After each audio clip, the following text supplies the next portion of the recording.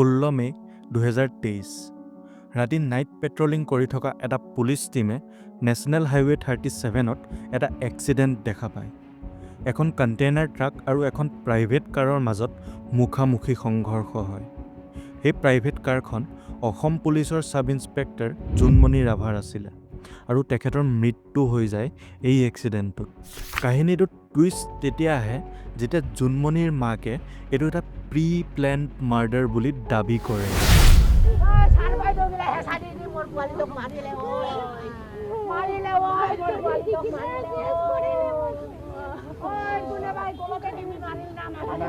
এজন উইটনেছ সন্মুখত আহে যি সেই ৰাতি ঘটনাস্থলীত উপস্থিত আছিলে আৰু তাত একচুৱেলি কি হৈছিলে নিজ চকুৰে দেখা পায়।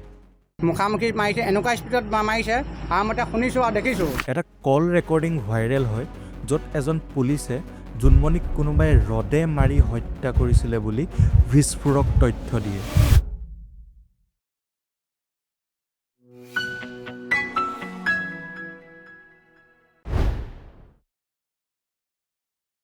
এক জুলাই 1993 কামৰূপ ডিষ্ট্ৰিক্টৰ দক্ষিণ গাঁৱৰ বাসিন্দা মিষ্টাৰ কমল ৰাভা আৰু মিছেছ সুমিত্ৰা ৰাভাৰ এগৰাকী কন্যা সন্তান জন্ম হয়।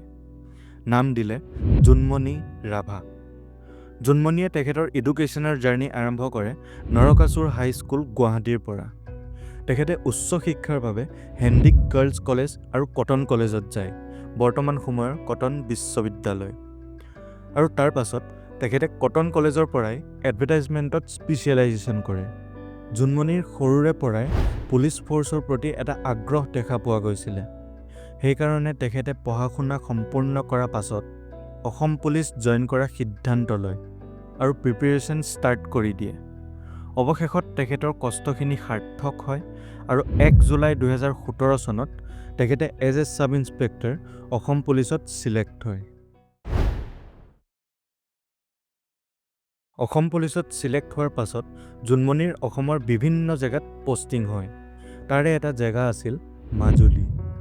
জুনমণিয়ে যেতিয়া মাজুলীত কৰ্ম কৰি আছিলে তেতিয়া তেওঁ এজন ব্যক্তিক লগ পায়, নাম ৰাণা পগাক, আৰু এনেদৰে এটা প্ৰেম কাহিনী আৰম্ভ হয়। কেইমাহমান পাছত তেওঁলোকৰ এংগেজমেণ্ট হৈ যায় আৰু ইয়াৰ পাছতে জুনমণিৰ বেয়া দিন আৰম্ভ হৈ যায়। ৰাণা পগাক আচলতে এজন দালাল আছিলে যি নিজকে ONGC অৰ্থাৎ অইল এণ্ড নেচাৰেল গেছ কৰ্পৰেশ্যনৰ এজন অফিচাৰ বুলি পৰিচয় দিয়ে আৰু ONGCত চাকৰি দিয়াৰ নামত বহু লোকৰ পৰা পইচা খাইছিলে। তেওঁ যেতিয়া জুনমণিক প্ৰথমবাৰৰ বাবে লগ পাইছিলে তেতিয়া তেওঁ জুনমণিকো ONGC অফিচাৰ বুলিয়ে পৰিচয় দিছিলে। যেতিয়া জুনমণিয়ে এই কথাবোৰ গম পাইছিলে তেতিয়া তেওঁ তেওঁৰ ফিয়ান্সে ৰাণা পগাকক এৰেষ্ট কৰিছিলে। 5 জুন 2022 জুনমনি ৰাভাক এৰেষ্ট কৰি লোৱা হয় আৰু চাকৰিৰ পৰা ছাছপেণ্ড কৰি দিয়ে, কাৰণ দুজন কণ্ট্ৰেক্টৰে কমপ্লেইন দিয়ে যে ৰাণা পগাকে ONGCত কণ্ট্ৰেক্ট দিয়া নামত তেওঁলোকৰ পৰা পইচা লৈছিলে। এই কণ্ট্ৰেক্টৰ দুজনৰ মতে এই গোটেই স্কেমটোত জুনমনি ৰাভাও জড়িত হৈ আছিলে, কাৰণ ৰাণা পগাকক এই কণ্ট্ৰেক্টৰ দুজনৰ লগত জুনমণিয়ে চিনাকি কৰাই দিছিলে। আৰু এনেদৰে জুনমণি প্ৰথমটো কণ্ট্ৰভাৰ্চিত সোমাই পৰে। জুনমণি দ্বিতীয়বাৰৰ বাবে বিতৰ্কত সোমাই পৰে যেতিয়া তেওঁ আৰু বিহপুৰীয়া সমষ্টিৰ বিধায়ক অমীয় কুমাৰ ভূঞাৰ মাজত হোৱা এটা কল ৰেকৰ্ডিং ভাইৰেল হৈ যায়। জুনমণিয়ে কেইখনমান ইলিগেল মেচিন নাও জব্দ কৰিছিলে আৰু তাৰ চালককেইজনক এৰেষ্ট কৰিছিলে। যিহেতু চালককেইজন বিহপুৰীয়া সমষ্টিৰ আছিলে, বিধায়কজনে তেওঁলোকক এৰি দিবলৈ প্ৰেছাৰ দিছিলে। কিন্তু জুনমণি এগৰাকী সাহসী পুলিচ অফিচাৰ আছিলে আৰু নিদৰেৰে উত্তৰ দিয়ে বিধায়কজনক। তাৰ পাছত জুনমণিৰ মাজুলীৰ পৰা নগাঁও ডিষ্ট্ৰিক্টলৈ ট্ৰেন্সফাৰ হয় আৰু মৰিকলং পুলিচ আউটপোষ্টৰ ইনচাৰ্জ হিচাপে জইন কৰে। তাৰ পাছত জুনমণিয়ে বিভিন্ন কেছত কাম কৰে। তাৰে এটা কেছ আছিল নকল নোটৰ ব্যৱসায়। জুনমণিয়ে নকল নোটৰ ব্যৱসায় কৰা গেং এটাৰ পিছত লাগি আছিলে। এই কেছটো ইনভেষ্টিগেট কৰি থাকোঁতেই জুনমণিয়ে অজগৰ আলীৰ কথা গম পাইছিল, যি নকল নোটৰ ব্যৱসায়ত ইনভলভ আছিলে। অজগৰ আলীৰ কথা কিয় কৈছোঁ অলপ পাছত গম পাব। এনেদৰে জুনমণিয়ে নিজৰ ডিউটি অনেষ্টলি কৰি আহিছিলে। তেওঁ এগৰাকী অনেষ্ট আৰু ষ্ট্ৰিক্ট পুলিচ অফিচাৰ আছিলে। আৰু আমি চবেই জানো এজন অফিচাৰ যিমানেই অনেষ্ট আৰু চিনচিয়াৰলি কাম কৰিব সিমানেই তেওঁৰ শত্ৰু বাঢ়ি বাঢ়ি গৈ থাকিব। সেইকাৰণেই চাগে আজি জুনমণি ৰাভা আমাৰ মাজত নাই। 16 মে 2023 ৰাতি জুনমণিয়ে ঘৰৰ মানুহক একো নোকোৱাকৈ চিভিল ড্ৰেছত নিজৰ গাড়ীখন লৈ ওলাই গৈছিল। কোনেও গম নাপায় তেওঁ ক'ত গৈছিল।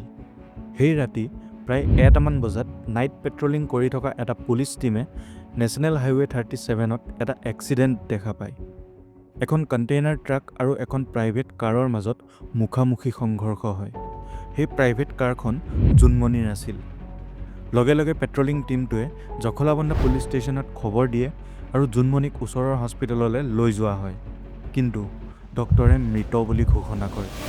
পুলিচৰ মতে এইটো অভাৰ স্পীডিঙৰ জহত হোৱা এটা এক্সিডেণ্ট কেছ। কাহিনীটোত টুইষ্ট তেতিয়া আহে যেতিয়া জুনমণিৰ মাক আৰু খুৰীয়েকে এইটো এটা প্ৰি প্লেণ্ড মাৰ্ডাৰ বুলি দাবী কৰে আৰু এটা প্ৰপাৰ ইনভেষ্টিগেশ্যন ডিমাণ্ড কৰে। কাৰণ জুনমণিৰ এক্সিডেণ্ট হোৱা কেইঘণ্টামান আগত এটা হায়াৰ অফিচিয়েল পুলিচ টীমে জুনমণিৰ ঘৰত ৰেইড কৰে আৰু কিছু ডকুমেণ্টছ আৰু পইচা জব্দ কৰি লৈ যায়। সেইকাৰণে জুনমণিৰ মাকৰ সন্দেহ হ'ব ধৰে। পুলিচৰ মতে আমিনা খাতুন নামৰ এগৰাকী মহিলাই জুনমণিৰ এগেইনষ্টত কেছ ফাইল কৰিছিলে আৰু এই কেছটোৰ ভিত্তিত পুলিচে সেই ৰাতি জুনমণিৰ ঘৰত ৰেইড কৰিছিলে। আমিনা খাতুন অজগৰ আলীৰ মাক আছিল। অলপ আগতে অজগৰ আলীৰ কথা আমি পাতি আহিছিলোঁ, যি নকল নোটৰ ব্যৱসায়ত ইনভলভ আছিলে। আমিনা খাতুনৰ মতে জুনমণিয়ে তেওঁলোকৰ ঘৰত ৰেইড কৰিছিলে আৰু অজগৰ আলীক এৰেষ্ট কৰিছিলে, লগতে এখন গাড়ীও জব্দ কৰিছিলে।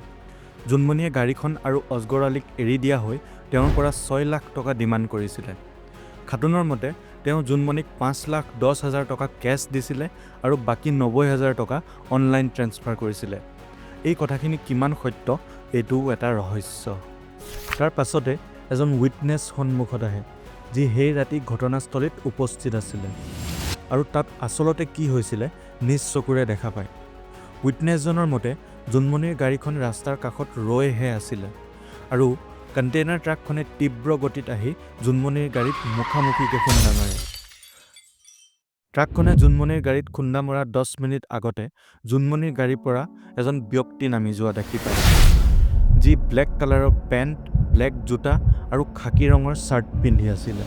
গাড়ীখনৰ তাত এক্সিডেণ্ট হোৱা 10 মিনিটৰ আগত এটা ল'ৰা গাড়ীখনৰ পৰা নামি গৈছে, ক'লা শ্বাৰ্ট, ক'লা পেণ্ট, ক'লা জোতা। এনেদৰে এটা দুটাকৈ লাহে লাহে বহুকেইটা প্ৰমাণ ওলাব ধৰিলে, যি এইটো এটা এক্সিডেণ্ট কেছ নহয়, প্ৰি প্লেন মাৰ্ডাৰ কেছ বুলি ছিগনেল দিব ধৰিলে। এজন পুলিচ আৰু এজন অজ্ঞাত ব্যক্তিৰ মাজত হোৱা কল ৰেকৰ্ডিং এটা ভাইৰেল হৈ যায়, য'ত পুলিচজনে সেইদিনা ৰাতি আচলতে কি হৈছিলে সকলোবোৰ কথা অজ্ঞাত ব্যক্তিজনক কয়।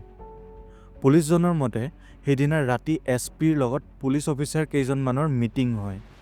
তাৰ পাছতে জুনমণিৰ গাড়ীখন নগাঁও টাউনত 3 পাকমান ঘূৰে। তেওঁৰ মতে জুনমণিৰ গাড়ীখন বেলেগ কোনোবাইহে চলাই আছিল। পুলিচজনে স্পষ্টকৈ কয় জুনমণিৰ মাৰ্ডাৰ হৈছিলে, কোনোবাই ৰডে দি মাৰিছিলে জুনমণিক। তাৰ পাছত জুনমণিৰ গাড়ীখন নি নেশ্যনেল হাইৱে 37ত পাৰ্কিং কৰি দিয়ে। তাৰ 10 মিনিট পাছত ট্ৰাকখনে আহি খুন্দা মাৰে। এক্সিডেণ্ট হোৱাৰ বহু আগতেই জুনমণিৰ মৃত্যু হৈ গৈছিলে। এক্সিডেণ্টটো জাষ্ট মাৰ্ডাৰটো কভাৰ কৰিবলৈহে আছিলে। সঁচাকৈ জুনমণিৰ মাৰ্ডাৰ হৈছিলে নেকি? জুনমণিয়ে এনেকুৱা কি কৰিছিলে যে চিনেমাৰ নিচিনাকৈ তেওঁক মাৰিবলৈ ইমান প্লেনিং কৰা হ'ল?